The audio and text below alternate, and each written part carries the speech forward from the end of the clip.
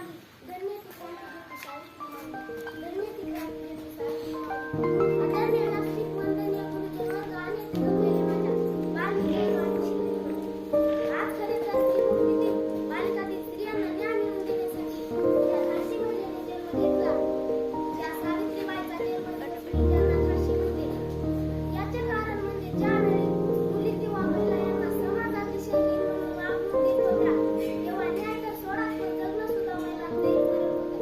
अशा काळात सावित्रीबाईचा जन्म 3 जानेवारी 1831 रोजी नाळगाव या गावी झाला.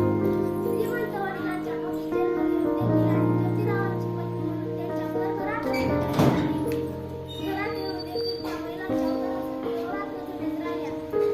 सनातनी समाजाने त्यांना खूप छळले. प्रकाशनाचा माळा त्यांच्यावर केला. धर्मासाठी त्यांची ज्योतिरावांच्या बरोबरीने आपले कार्य त्यांनी चालू ठेवले. कोणते कार्य करत त्यांनी चालू ठेवले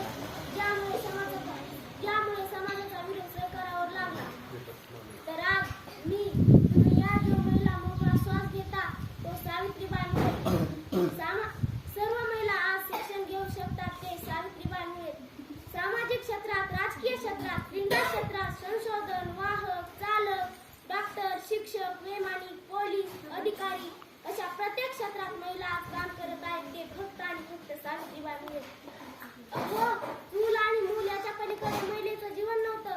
अनंत यातना, अपमान, आजारपण, अज्ञान, अंधश्रद्धा यानं भरलेलं असं महिलेचं जीवन होतं. कुठल्याही क्षेत्रात पुरुषांची मक्तेदोरी अज्ञान दूर करण्यासाठी सावित्रीबाई व ज्योतिरावांनी मुलींची शाळा काढली.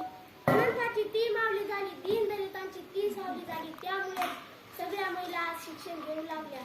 त्यांच्या जीवनात ज्ञानाचा प्रकाश येऊ लागला, तसा नामदार दूर होऊ लागला आणि शेकडो वर्षाचं कर्मठ विचाराचं स्त्रियांच्या डोक्यावरचं ओझं कमी होऊ लागलं आणि स्त्री जीवनाच्या स्वातंत्र्याची अनुभूती घेऊ लागल्या. म्हणूनच आज म्हणूनच आज पहिल्या स्त्री शिक्षिका म्हणून, पहिल्या महिला मुख्याध्यापिका म्हणून त्यांचे नाव आपल्याला आहे. स्वतःचे जीवन आनंदपणे व्यक्तित करायचे सोडून संघर्ष, समाज, अपमान, अपेष्टा केवळ स्त्रीमुक्ती